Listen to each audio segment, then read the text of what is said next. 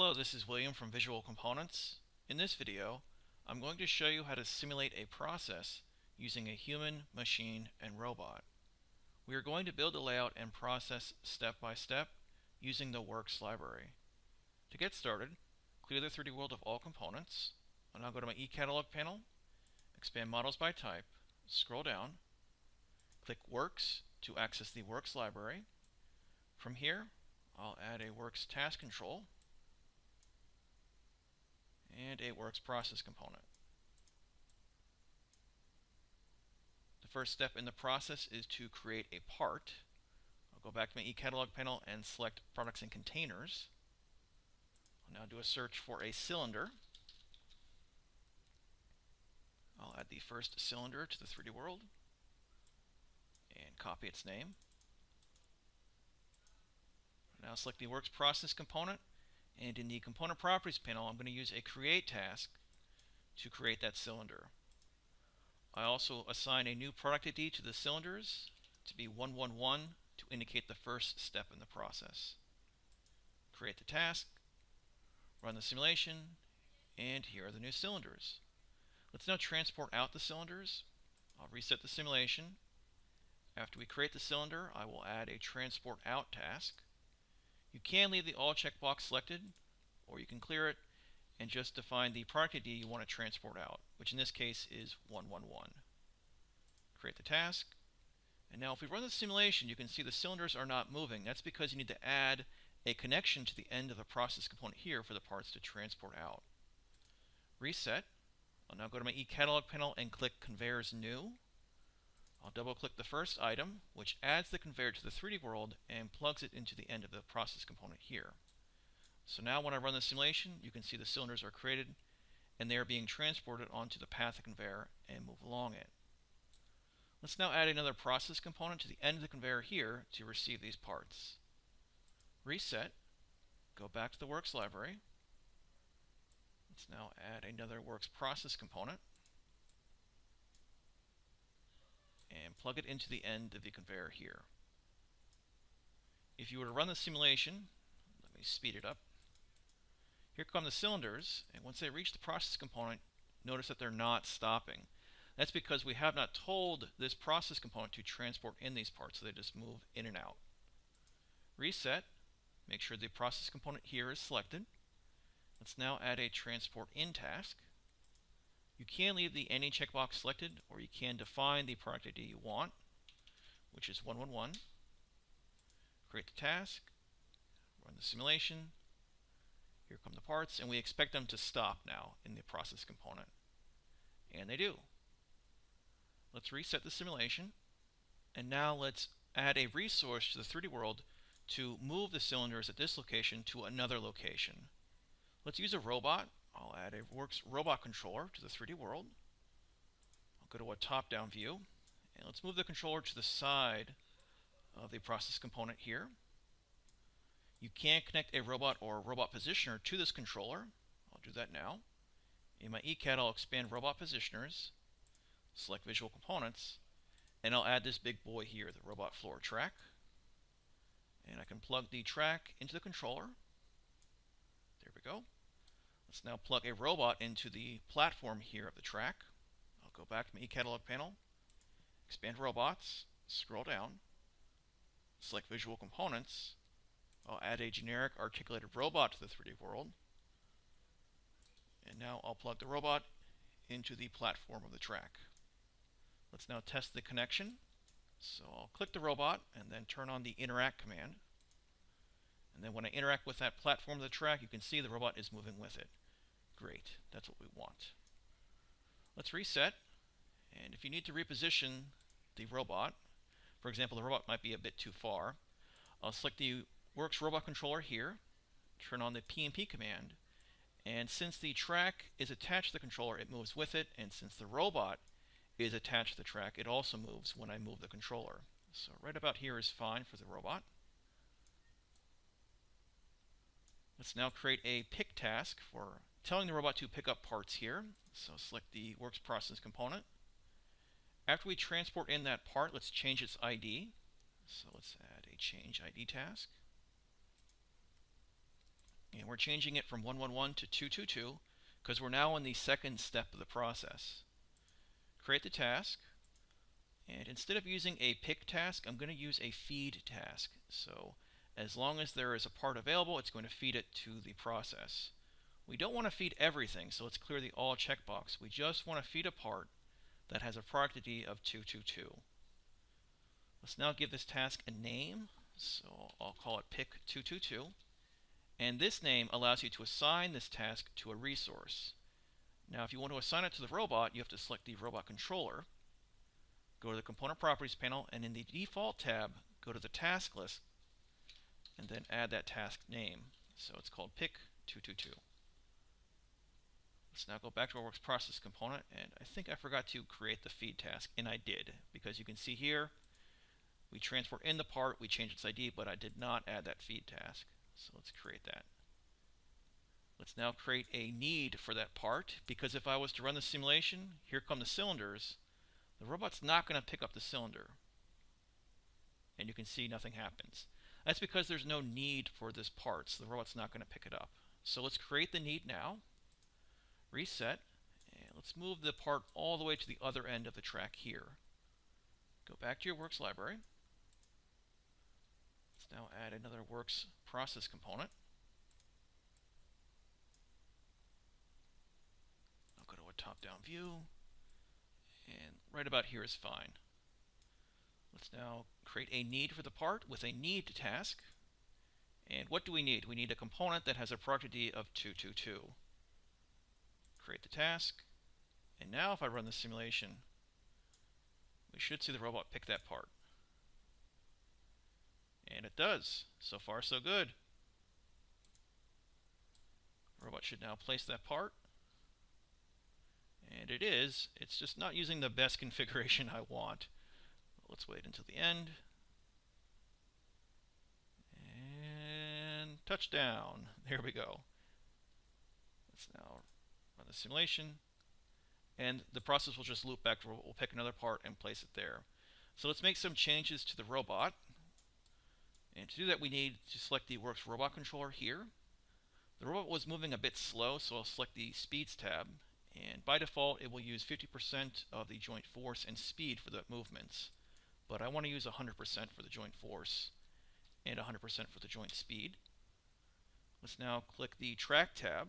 You can change the axis of the track, the position, offset, and tolerance, as well as the joints of the robot when it's moving along the track, but these are fine for now. Let's click the Default tab and pay close attention to this property here called Configuration. Right now it's set to automatic, so the controller is going to automatically select the first configuration of the robot that can, pick and place the part. We don't want that in this case, so I'm going to select the front above no flip configuration. And these configurations, they're coming from the connected robot. Let's now see how everything works. Run the simulation. The robot will pick up the part. I'll move all the way down here. And now the robot is using a different configuration, and it does look like it's moving a bit faster, so that's good. And then I'll just go back and keep on repeating that same task, that same loop here. Let's reset, and now let's have a human worker pick up the part here and place it in a machine. To do that, let's add a Works Human component. And now let's add a Works Machine. We have one example here called Works Lath. So this machine has a task signal that allows it to be used with the Works library. So you can use your own machine component, you just have to model it to have that task signal, so when it receives a signal, it can go through its process. And now we need the human to pick apart and place it at the jaws here, the junk, in the machine. So let's add another Works Process component. And now we want to move this component to where the chunk is. So let's first change the height offset of the detection area. Go to your component properties panel, and you want to change the height offset to be 0. Let's now snap this component to the center of the jaw here. So go to my tools group and click snap. I'm using a snap type of edge and face. So I'll point, and then I want to snap it right there. There we go. So that position looks fine. But we do have one issue. So if I select the machine, turn on the interact command, and start moving or interacting with the jaws or the junk, you can see it's rotating, but the process component is not rotating. So if we have a part here, it's not going to move. So to fix that, let's reset, then go to the hierarchy group and click attach. And actually first need to select the process component, sorry. So I want to attach this component to the chunk here.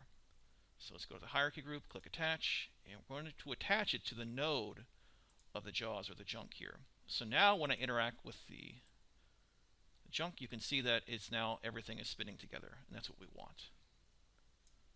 Reset, and now let's change the detection area of the works process component. In my component properties panel, I'll change the C length to be 100 is fine, and C width, let's see if 100 is also good. And that's okay. So by default, the part will be placed at the center of this detection area, or at a frame. I can turn those on right now and show you. Actually, we'll place it at a frame here. But let's clear those out. Okay, let's now create the pick and place task that we need. We can still use a feed and need task, so let's create the feed here. So I'll select the works process component. We're now on the third step, so I'm going to add a change ID task. And we're changing the product ID from 222 to 333. We're now going to feed a part with that product ID. So instead of feeding everything, let's clear the all checkbox. And we just want to feed a part with our product ID of 333. Change the task name to be pick 333. Create the task, and now we need to assign this task by name to the resource, which in this case is the human. So select a human worker, go to the component properties panel, and for its task list, enter in that pick 333 task. And now the human knows to perform that task, but it's not going to pick up the part if there's no need for it. So we need to select the process component in the machine here. And now let's create a need. So for its tasks, let's create a need for a product with an ID of 333. Create the task, and now if we run the simulation, let's see what happens. Let's actually zoom out and get a really big view. Here comes the robot. It's doing its job. It's picking up the part, placing it. And the human's just waiting to strike. And it does. Picks up the part and puts it in the machine, and that's what we wanted. Let's reset, and now we want the machine to go through its own process for, tending the part, and then after that process is done, we want the human to pick the part and place it somewhere else. So to fix that or do that, let's select the process component here. After we get the part, let's then run a machine process, and the name of the component is the machine. So if I select it here, I'll copy its name. It's works lath. Select the process component, and then for that machine process task, I'll paste in the name. We can run it for 5 seconds, that's fine. Then after the process is over, let's change the ID of the part because we're now on the next step in the process. So let's go ahead and change it from 333 to 444.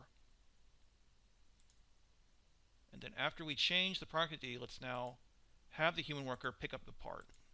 So let's create another feed task. We don't want to feed 333. We want to feed that new part of 444. Clear the all checkbox so the human just picks up the 444 product ID parts. And let's rename this task to be pick 444. Because what would happen if we had, feed 333? It kind of would create a loop back. So the human would just keep on picking the part it placed in the machine. So let's change that back to 444 and create the task. We now need to assign our task to the human. So select the human worker. And then we still want to pick up the parts with a product ID of 333. We'll add a comma and add another task called pick 444. And where do we want the human to put that part? Let's put it in a different location. So add another works process component. Let's actually put it over here. And I don't want to feed in this direction, or actually move it in that direction. So let's actually rotate the process component negative 90 degrees. And now let's add a conveyor to this end.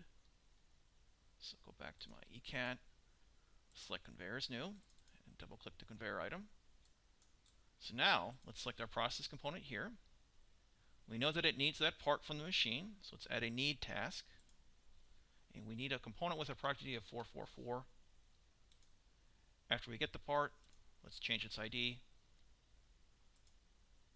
from 444 to 555.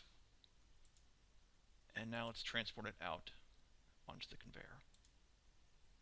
So let's clear the all checkbox and just transport out 555 product ID. Let's see how everything works. Run the simulation. I'll zoom out so we can get a better view. Robot picks up the part.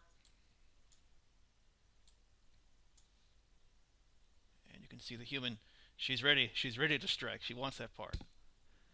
And the robot does its job. Human worker picks up the part. The doors of the machine close. It ran the process. Now the human worker picks up the part and places it there.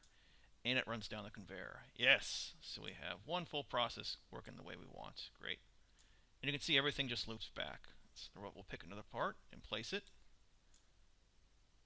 And now the human worker, once it knows the part's there, will pick it up and put it in the machine. We can see some improvements. We probably don't want the human worker to go directly to the machine if the robot is still there, because what if a robot goes cray-cray and starts hitting the human? So what we can do, let's reset. And now after the robot places that part, let's run a process. Let's select the process component here. We can insert a new task after we change the ID or before the need, or sorry, after it. So let's select the first task. And now let's add a robot process task. And for the task name, let's just call it Go Home. And then we'll create the task. And notice I'm inserting the task directly after the need task that we added here. So create it, and you can double check. You can see first we need the part. We then want to tell the robot to go home or back to its first joint position. We'll then change the ID of the part and tell the human worker to pick it up. So for this process, we have this task name of Go Home. Let's now assign it to the robot. So remember, we have to select the Works Robot Controller here. And then for its task list, let's now add Go Home. And if we now run the simulation, the robot still actually doesn't know what Go Home means. So what do you think we need to do? Well, we probably have to create a sequence or routine in its program that it knows to call and execute every time that task of Go Home is called. So you can see in the output panel we get an error. There's no routine called Go Home found in the Connected Robots program. So to fix that, let's reset. You want to select the robot now. Go to the Program tab, and then let's add a new sequence in the Program Editor panel. And I'll double click it to rename it, called Go Home. And where do we want the robot to go? Well, we want it to go right here. So we'll add that as a point-to-point motion statement. So let's now go back to our Home tab. And if we clear the output panel, run the simulation again, let's see what happens.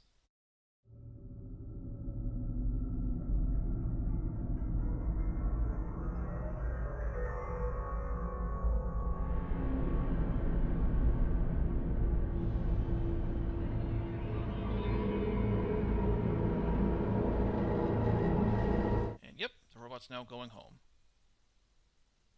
Now, of course, you probably don't want the robot to, be having a different configuration while it's moving all the way back here. So what you can do is wait until the robot is here to stop it and then put it at the configuration you want. So let's reset. And then after the robot places the part, let's go back to our Program tab. And you can see we have these pre-placed, post-placed, pre-pick, post-pick type routines in its program. So after we place the part that has an ID of 222, let's halt the simulation. So reset and run. I'm going to speed up the simulation quite fast because I already know what's going to happen, and I think you do too. And now we should see the simulation stop once the robot places that part. And it does. So now from here, we can teach the robot a new position in our go home sequence. Let's go to the jog panel, and let's set the robot back to a good orientation. So let's say it's 0 for the first joint, 0 for the second, and 90 for the third joint. And for these other ones, let's make them 0 as well. That's fine. We probably don't want that orientation, but if you do want a quick guide, you can select the robot controller here, go to the component properties panel, and back to that track tab, we can see here the joints. So first joint will have 90, second will have 0, third will have 90, 4 will have 0, the fifth will have 90. So we probably want that orientation, so I'll select the robot again. You can edit the joint values here in the properties panel if you want. You can also go back to the jog panel like I showed you earlier, and you can type them in here or use the sliders. So now let's teach this as a motion statement. And notice it was inserted to be the first statement in our go home subroutine here. Let's reset. In our post place subroutine here, let's delete our halt statement and see what happens. Here comes the parts, and show me that magic.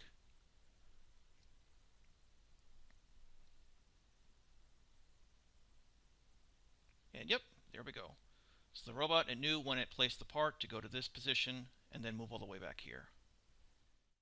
Now before I end the video, I want to show you some ways to improve this layout. You can see if I run the simulation, once the robot reaches this location and places the part, there is a considerable delay before the human worker picks up the part. So to show you, here comes the robot. It will place the part. And then that robot process task we called is being called here. So now the human has to wait until that task is over before it can pick up the part. So an easy way to fix this is to reset. Select the work process component, and you can click the note icon here. And let's go ahead and just cut this task line here. And now let's insert that task in this process component here where the robot picks up the part. So I'll select its note icon. Then after we feed the part, let's now add that robot process. So it did not add it to where I wanted it to. Let's change that. There we go. Let's now exit out and see if this does improve the process.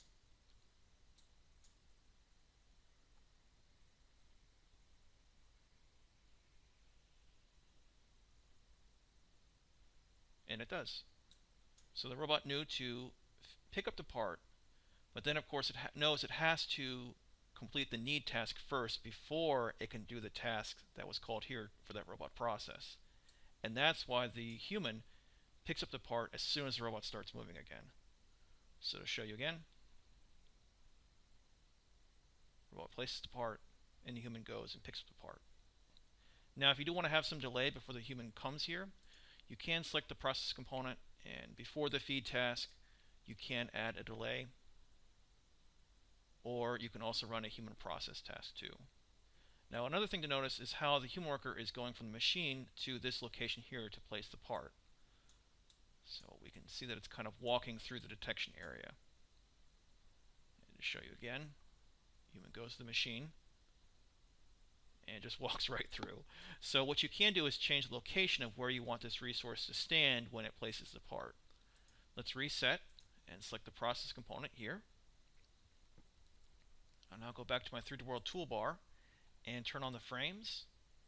And you can see for this component, the resource location frame where the human is told to be is right here. And this location is, based on this component here. So what we can do is with the process component selected, let's go to the resource tab in the component properties panel. And let's see what happens when we rotate this resource location frame. So let's rotate it 90 degrees, and that's not what we wanted, so let's set that back to 0. But now let's do the angle location and make this be 0. And it moved it over here. We don't want that, but let's go to 90, and we're still not there yet, so let's go to 180. And yes, this is the location where we want the human to be. We could also do the same here for this process component. So we can select it, and let's say that we want the human to be at this side of the process component. Let's go to our resource location tab, and instead of 90, let's put this to 0. And that looks fine. Run the simulation.